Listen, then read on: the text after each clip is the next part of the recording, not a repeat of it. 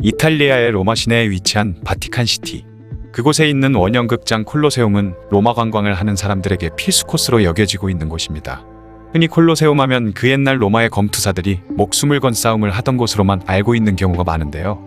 하지만 당시 콜로세움은 그 외에도 서커스나 마술쇼, 맹수들의 싸움, 심지어는 19금 쇼까지도 진행되는 곳이었는데 입장료가 무료에다 점심과 술까지 무료로 제공했기 때문에 수많은 로마 사람들이 줄을 서서 찾는 곳이었다고 하죠.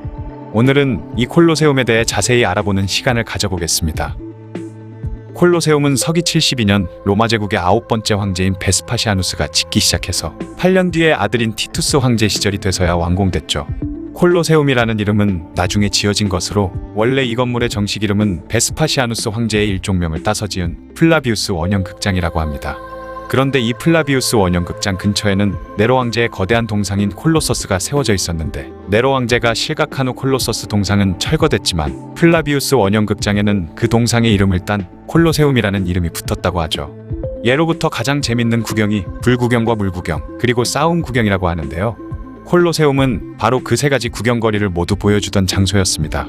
그 당시 로마의 정치인들은 공짜 음식과 공짜 서커스로 국민들이 불만을 품는 것을 막는 정책을 펼쳤기 때문에 콜로세움의 운영에도 굉장히 많은 신경을 썼다고 하죠.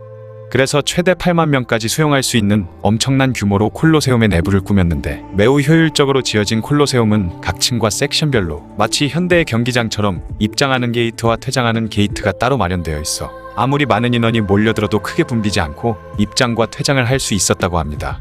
뿐만 아니라 햇빛이 너무 강해서 구경하기 불편한 한낮의 경기가 있을 때는 콜로세움으로 파견 나온 해군들이 나무 기둥을 세우고 배의 돛을 만드는 데 쓰이는 큰 천을 밧줄과 연결해서 시원한 그늘까지 제공했다고 하네요. 애초에 콜로세움은 돈을 벌기 위한 목적이 아니라 로마 시민들의 불만을 해소해주기 위해 운영하고 있는 시설이었기 때문에 입장료를 받지 않는 것은 물론이고 관객들을 위해서 점심 도시락과 포도주까지 공짜로 제공했다고 하죠. 콜로세움에서는 정말로 다양한 볼거리들이 제공되었는데 우리가 흔히 아는 검투사들의 목숨을 건 대결뿐만 아니라 사자와 호랑이, 불곰, 코끼리, 하마, 콧불소 등의 맹수들이 서로 싸움을 벌이거나 검투사들과 사형수들이 사나운 맹수들과 목숨 걸고 싸움을 벌이는 경우도 많았다고 합니다. 가장 인기 있었던 공연 중 하나가 바로 동물 사냥이었는데 주로 아프리카와 중동에서 수입한 콧불소, 타조, 호랑이, 사자 등이 사냥감으로 자주 등장했다고 하죠. 움직일 수 있는 나무들과 건물들이 있는 정교한 세트장에서 사냥꾼들과 맹수들의 대결이 진행되었고 구경꾼들은 이들의 사투를 보며 열광했다고 합니다. 또한 경기장에 물을 채운 후 여러 척의 배가 전투를 벌이는 가상회전을 벌이기도 했다는 내용이 고대 기록에 남겨져 있어서 현대의 많은 학자들이 이 기록에 대해 의문을 표하고 있죠. 이게 정말로 사실이라면 돌로 된 구조물이 가득한 경기장 안에 어떻게 물을 채우고 배를 띄워서 돌아다닐 수 있었냐는 의문이 생기는데요. 연구에 따르면 그 당시 콜로세움 내부는 나무 판자와 기둥으로 임시무대를 설치하는 식으로 운영되었고 돌로 된 구조물이 세워진 것은 후대에 확장 공사를 한 이후부터기 때문에 그 당시에는 무대를 치우고 물을 채우는 것이 가능했을 것으로 짐작된다고 합니다. 하지만 만약 어찌어찌 물을 채우는 데 성공했다고는 해도 그 콜로세움의 경기장이 커다란 전함을 여러 대나 띄워 전투를 펼칠 수 있을 만큼의 공간이 되느냐는 의문은 여전했죠. 때문에 기록에 남아있는 모의해전은 아마도 콜로세움에서 있었던 것이 아니라 로마 시내에 있는 대형 저수시설에서 펼쳐졌을 거라는 의견이 많다고 합니다. 실제로 초대 황제인 아우구스투스가 지은 모의해전장이라는 이름이 붙은 거대 저수지도 있다고 하네요. 콜로세움에서 항상 치고박는 싸움만 보여준 것은 아니었고 그 외에도 동물들이 다양한 재주를 부리는 현대의 서커스와 같은 공연도 있었다고 합니다. 코끼리나 호랑이, 악어, 하마, 기린, 콧불소 등 로마 시민들이 평소엔 볼 수 없는 신기한 동물들이 콜로세움 안을 한 바퀴 돌아 행진하는 사파리 같은 공연도 있었으며 코끼리를 훈련시켜서 코끼리가 걸어가다가 황제 앞에서 무릎을 꿇는 퍼포먼스도 있었다고 하죠.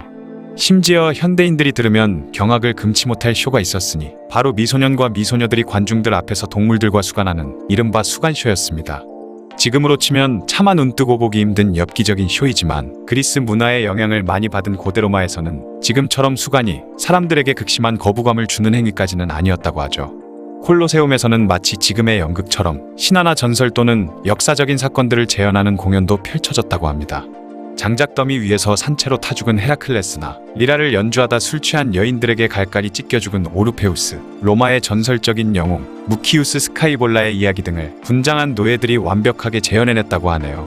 그 중에는 여자 죄수가 황소에게 뿅뿅을 당하는 등의 선정적인 내용도 많았지만 로마에서는 젊은이들에게 살아있는 교육을 제공하기 위해서라는 명분으로 이런 공연들을 하는 것이었기 때문에 16세 이하의 어린이들도 공연들을 모두 볼 수 있었다고 하죠. 이렇게 한때는 찬란한 위상을 자랑했던 콜로세움이었지만 서기 476년 서로마 제국이 멸망한 후부터는 그대로 방치되었다가 시간이 지나면서 안에 있던 장식들이 파괴되거나 도난당한 끝에 현재는 뼈대만 앙상하게 남아있는 상태라고 합니다. 지금까지 콜로세움에 대한 이야기였습니다. 영상을 봐주셔서 감사합니다. 더 재미있고 유익한 영상으로 다시 찾아뵙겠습니다. 구독과 좋아요 꾹 눌러주시고 댓글도 부탁드려요.